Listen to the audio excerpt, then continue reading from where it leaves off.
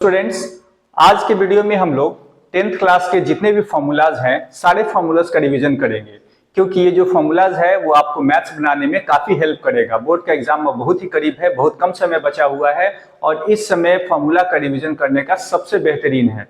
तो इस फॉर्मूला का हम लोग रिवीजन कर लेते हैं और रिवीजन करके अपने मार्क्स को 90-95% से ऊपर लेकर जाने की कोशिश करेंगे हम लोग। ठीक है। इस डिस्टेंस फॉर्मूला में क्या करना होता है हमें, तो दो पॉइंट दिया हुआ है। पॉइंट ए, इसका कोऑर्डिनेट x1 और y1 है सपोज दैट, और दूसरा पॉइंट है b, इसका कोऑर्डिनेट है x2 एंड y2।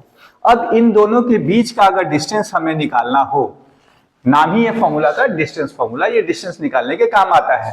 तो a और b के बीच अगर हमें डिस्टेंस निकालना हो तो कैसे करेंगे, इस डिस्टेंस फॉर्मूला का इस्तेमाल करेंगे। वो फॉर्मूला होता क्या है, तो A B equal to x2 minus x1, यानी b का जो x कोऑर्डिनेट है और x के x कोऑर्डिनेट को माइनस कर देंगे और उसके बाद उसका स्क्वायर कर लेंगे, प्लस y कोऑर्डिनेट को b के y कोऑर्डिनेट को माइनस कर लेंगे a के y कोऑर्डिनेट से और इसका भी होल स्क्वायर कर लेंगे। फिर इनको जोड़कर अगर हम स्क्वायर रूट निकाल लेते हैं तो हमारा डिस्टेंस निकल जाएगा a और b के बीच का। यही है डिस्टेंस फॉर्मूला। क्लियर है। अब उसके नीचे सेक्शन फॉर्मूला है जो कोऑर्डिनेट ज्योमेट्री का ही दोनों पार्ट है। तो सेक्शन फॉर्मूला में क्या है ना कि a और b दो पॉइंट्स दिए हुए हैं, a का कोऑर्डिनेट भी x1 है, y1 है और b का कोऑर्डिनेट x2 y2 है। अब इनके बीच अगर सपोज दैट कोई ऐसा पॉइंट है, बीच में एग्जैक्ट बीच की बात नहीं कर रहा हूं, कहीं भी हो, सपोज दैट यहां पे एक पॉइंट है p। अब ये जो पॉइंट P है वो AB को m/n में सपोज दैट कट कर रहा है। तो इस P का हमें कोऑर्डिनेट निकालना होगा कि ये पॉइंट P का कोऑर्डिनेट क्या होगा। तो उसके लिए हमें सेक्शन फॉर्मूला का इस्तेमाल करना होगा। सेक्शन फॉर्मूला मतलब कट करने वाला फॉर्मूला। ये जो m और n है ये रेशियो में P पॉइंट कट कर रहा है A और B का। तो इसका कोऑर्डिनेट कैसे निकालेंगे, तो देखिए याद करने से अच्छा है समझ लीजिए, समझ लीजिएगा तो आपको आसानी से बना सकते हैं, आप भूलेंगे भी नहीं फॉर्मूला। तो इस साइड का अगर हम लोग रेशियो लेंगे ना तो इधर वाला कोऑर्डिनेट लेंगे। अगर x कोऑर्डिनेट निकालना है तो अभी x कोऑर्डिनेट से ही डील करेंगे, y कोऑर्डिनेट पे नहीं जाएंगे। तो m अगर हम रेशियो लेते हैं तो b का क्रॉस मल्टीप्लाई इधर से इधर और इधर से इधर वाला लेंगे। ठीक है। तो m को अगर x2 से मल्टीप्लाई करेंगे और इधर वाला जब रेशियो लेंगे तो इधर वाला x कोऑर्डिनेट को लेंगे, तो n x1 हो जाएगा और नीचे में दोनों का सम m प्लस n का सम, दोनों रेशियो का सम कर दिए। तो इसको अगर हम सॉल्व करेंगे तो हमारा x कोऑर्डिनेट निकल जाएगा। अब अगर हमें y कोऑर्डिनेट निकालना हो तो सेम काम अब y कोऑर्डिनेट के साथ करेंगे।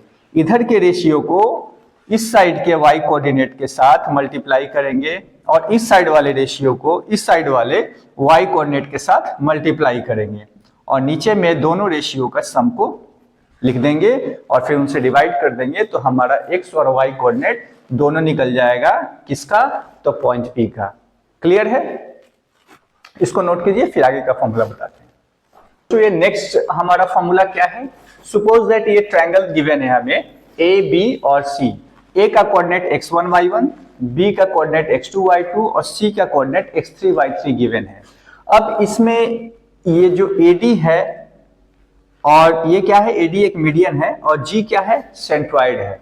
तो ये सेंट्रॉइड, इसका अगर हमें कोऑर्डिनेट निकालना हो यानी कोऑर्डिनेट ऑफ सेंट्रॉइड, तो हम कैसे निकालेंगे, जब इनका तीनों कॉर्नर का कोऑर्डिनेट गिवन हो ट्रायंगल का और उसके सेंट्रॉइड का हमें अगर वैल्यू फाइंड करना हो तो कौन से फॉर्मूला का इस्तेमाल करेंगे। तो उसके लिए क्या करेंगे, जब x कोऑर्डिनेट निकालना हो तो x के कोऑर्डिनेट को जोड़कर 3 से डिवाइड कर देंगे, तीनों x के कोऑर्डिनेट को जोड़ेंगे और 3 से डिवाइड करेंगे। y कोऑर्डिनेट के लिए y के तीनों कोऑर्डिनेट को ऐड करेंगे और 3 से डिवाइड करेंगे। यानी फॉर्मूला क्या हो जाएगा, x1 plus x2 plus x3 by 3 और y कोऑर्डिनेट के लिए y1 plus y2 plus y3 by 3।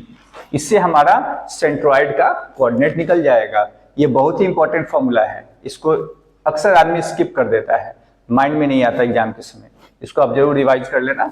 अब एरिया ऑफ ट्रायंगल, ये एक ट्रायंगल है ABC, इस ट्रायंगल का एरिया कैसे निकालेंगे जब इसके कोऑर्डिनेट गिवन होंगे।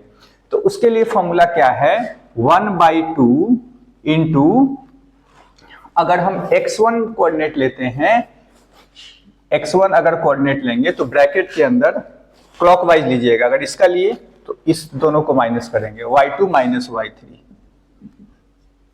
y2 माइनस y3 प्लस, अब x2 अगर लेते हैं तो हमें ये y3 और ये y1 लेना होगा, तो फॉर्मूला हो जाएगा y3 माइनस y1, और अगर x3 ले लेंगे तो फॉर्मूला हो जाएगा y1 माइनस y2। तो ये होता है हमारा एरिया ऑफ ट्रायंगल निकालने का फॉर्मूला। क्लियर है? अब तीसरा जो कंडीशन है, कंडीशन फॉर कोलिनियरिटी। ये कोलिनियर किसको बोलते हैं? जब ये तीनों पॉइंट एक ही लाइन पे हो तो उसको हम लोग क्या बोलेंगे कि वो पॉइंट क्या है? कोलिनियर है। ठीक है, तो ये तीनों पॉइंट कोलिनियर कब होगा? जब इस ट्रायंगल का एरिया 0 हो जाएगा। कैसे? तो ये वाला पॉइंट बी और सी देख लेते हैं, ये तो एक ही लाइन पे है ऑलरेडी, अब हमको ए को भी इसी लाइन पे लाना होगा, तो सपोज दैट हम यहां लाएंगे पहले, तो क्या होगा? एरिया और कम हो जाएगा, छोटा सा हो गया। यहां लाएंगे, एरिया और कम हो जाएगा, अब छोटा सा एरिया हो गया। अब इसी तरह से यहां पे लाएंगे, एरिया और कम हो जाएगा। उसी तरह से जब यहां आ जाएगा ना, तो एरिया बिल्कुल 0 हो जाएगा। और जैसे ही एरिया 0 होगा, ये तीनों पॉइंट क्या होंगे? कोलिनियर हो जाएंगे, एक ही लाइन पे लाई करेंगे। ठीक है, तो कंडीशन फॉर कोलिनियरिटी क्या है? ये जो हमारा एरिया निकलेगा ना, ये एरिया 0 होना चाहिए। तो हम एरिया निकालेंगे और देखेंगे कि 0 आता है कि नहीं। अगर एरिया 0 आ गया तो तीनों पॉइंट क्या होगा? कोलिनियर होगा। क्लियर है? तो ये भी इंपॉर्टेंट। ये जो हमारा फॉर्मूला है वो क्वाड्रेटिक पोलिनोमियल का फॉर्मूला है। इसमें क्या है कि अल्फा और beta are the zero of polynomial this ax² plus bx plus c, यानी अल्फा बीटा इस पोलिनोमियल का अगर 0 हो तो इनके 0 का सम क्या होगा, इनके 0 का प्रोडक्ट का फॉर्मूला क्या होगा, और अगर सम और प्रोडक्ट दिया हो या फिर अल्फा और बीटा दिया हो तो उस पोलिनोमियल को, यानी ये वाला वैल्यू हम फाइंड कैसे करेंगे। ठीक है, तो इसके लिए तीनों के लिए फॉर्मूला देखते हैं। तो सम ऑफ जीरोस का फॉर्मूला होता है, अल्फा प्लस बीटा का फॉर्मूला होता है minus B by a. B क्या होता है? तो ध्यान रखना होगा, एक्स का कोफिशिएंट को बी कहते हैं, और ए क्या है? एक्स स्क्वायर के कोफिशिएंट, यानी उसके आगे वाले टर्म को ए कहते हैं। तो alpha plus beta equal to क्या होता है? माइनस बी बाई ए, और alpha plus alpha into beta यानी product of root equal to होता है सी बाई ए। सी यानी कांस्टेंट टर्म, ए यानी एक्स स्क्वायर का कोफिशिएंट, दोनों को डिवाइड कर देंगे तो प्रोडक्ट निकल जाएगा रूट्स का। क्लियर है? अब अगर अल्फा प्लस बीटा और अल्फा इंटू बीटा दिया हुआ हो और हमें ये पोलिनोमियल ही गिवन ना हो, ये पोलिनोमियल ही हमको फाइंड करना हो, तो कैसे करेंगे? तो उसके लिए भी फॉर्मूला है। उसके लिए क्या फॉर्मूला है? तो x square minus alpha plus beta, यानी ये दो सम जो है रूट्स का वो लिखेंगे यहाँ पे x प्लस अल्फा बीटा, यानी प्रोडक्ट ऑफ रूट्स। तब ये जो हमारा फॉर्मूला बन गया वो बन गया क्वाड्रेटिक पोलिनोमियल निकालने का। क्लियर है? ये फॉर्मूला है क्वाड्रेटिक इक्वेशन का। ठीक है, इसमें हमें अल्फा और बीटा यानी जो उसके रूट्स होते हैं दो, उनकी वैल्यू कैसे फाइंड करेंगे? फॉर्मूला मेथड से। डिस्क्रिमिनेंट का फॉर्मूला क्या होता है और नेचर ऑफ रूट्स के बारे में जानेंगे कि वो हम कैसे पहचान सकते हैं। तो सबसे पहले हम लोग अल्फा की वैल्यू कैसे निकालेंगे वो देख लेते हैं। तो अल्फा इक्वल टू क्या होगा? अल्फा इक्वल टू होता है minus b plus minus root under b square minus 4ac by 2a। ये फॉर्मूला है अल्फा निकालने का। बीटा निकालने का फॉर्मूला क्या होता है? माइनस बी, यहां माइनस कर देंगे, जो प्लस था ना यहाँ पे, सॉरी प्लस ले लेते हैं हम लोग, और बीटा के लिए माइनस ले लेंगे, root under b square minus 4ac by 2a। ये फॉर्मूला हो गया बीटा निकालने का। यानी ये दोनों फॉर्मूले से हम लोग क्वाड्रेटिक इक्वेशन के दोनों रूट्स को फाइंड कर सकते हैं। ठीक है, अब यहाँ पे एक टर्म आता है डिस्क्रिमिनेंट। जब आप क्वाड्रेटिक चैप्टर पढ़े होंगे तो डिस्क्रिमिनेंट भी पढ़े होंगे। ठीक है, ये बहुत जरूरी है, इसी के बेसिस पे हम लोग नेचर ऑफ रूट्स को डिस्कस करेंगे। तो ये डी निकालने का फॉर्मूला क्या होता है? तो डी इक्वल टू होता है बी स्क्वायर माइनस 4ac। ये डिस्क्रिमिनेंट निकालने का फॉर्मूला है। जब ये फॉर्मूला आपको पता होगा ना और डिस्क्रिमिनेंट आप निकाल लेंगे तो फिर नेचर ऑफ रूट्स निकालने में आपको कोई दिक्कत नहीं होगा। कैसे? तो अगर ये d का वैल्यू 0 के इक्वल आ जाए, d का वैल्यू अगर सपोज दैट 0 आ जाए तो इसका मतलब जो रूट्स होगा वो रियल होगा और इक्वल होगा। ठीक है। और यदि d जो है वो 0 से बड़ा आ जाए, जरूरी तो नहीं है कि बार बार 0 ही आएगा, जब 0 से बड़ा आ जाए उस कंडीशन में रूट्स रियल तो होंगे लेकिन वो इक्वल नहीं होंगे, अनइक्वल होंगे, अलग अलग रूट्स निकलेंगे, एक 3 आया तो दूसरा 5, एक 7 तो एक 9, ऐसा कुछ करके आएगा। और यदि d 0 से छोटा हो जाए तो उस कंडीशन में कोई रियल रूट्स पॉसिबल नहीं होगा, इमेजिनरी रूट्स होगा। तो क्लास 10th में हमें इमेजिनरी रूट्स निकालना भी नहीं है, वो 11th 12th में लोग निकालेंगे, बट 10th तक में हमें लिख देना है कि no real roots are possible और वहीं पे छोड़ देना है। ठीक है। प्रोबेबिलिटी का पहला फॉर्मूला है कि प्रोबेबिलिटी निकालते कैसे हैं। तो प्रोबेबिलिटी निकालने का फॉर्मूला है number of outcome bye sample space, यानी जिस चीज का हमें प्रोबेबिलिटी पूछ रहा है उसको हम लोग ऊपर लिखेंगे और टोटल जितने भी आउटकम आ सकते हैं, जिसकी को टोटल आउटकम को ही सैंपल स्पेस बोला जाता है, उसको हम लोग नीचे रखेंगे, डिवाइड कर देंगे, प्रोबेबिलिटी आ जाएगा। ठीक है। अब अगर प्रोबेबिलिटी हमारा निकल गया तो किसी चीज का आने का, किसी इवेंट के होने का प्रोबेबिलिटी अगर निकल गया तो प्रोबेबिलिटी नहीं होने का इवेंट कैसे निकलेगा? तो 1 में से उसको माइनस कर देंगे। ठीक है। मतलब अगर सपोज दैट 3/5 आया हो, प्रोबेबिलिटी होने का इवेंट आया हो, तो नहीं होने का इवेंट हो जाएगा 1 - 3/5। अब इसको घटा लेंगे आप, 2/5 आ जाएगा। ठीक है। तो ये नहीं होने का प्रोबेबिलिटी कैसे निकलेगा? तो 1 - PE करके। अब है next formula probability of sure event. इसका एमसीक्यू में भी क्वेश्चन आता है, क्वेश्चन बनाने के लिए भी आता है, तो ये फॉर्मूला अच्छे से याद होना चाहिए। Probability of sure event, sure event मतलब ऐसा इवेंट जो होना ही होना है, तो होना ही होना है तो प्रोबेबिलिटी उसका 1 होगा। प्रोबेबिलिटी का मैक्सिमम वैल्यू क्या हो सकता है?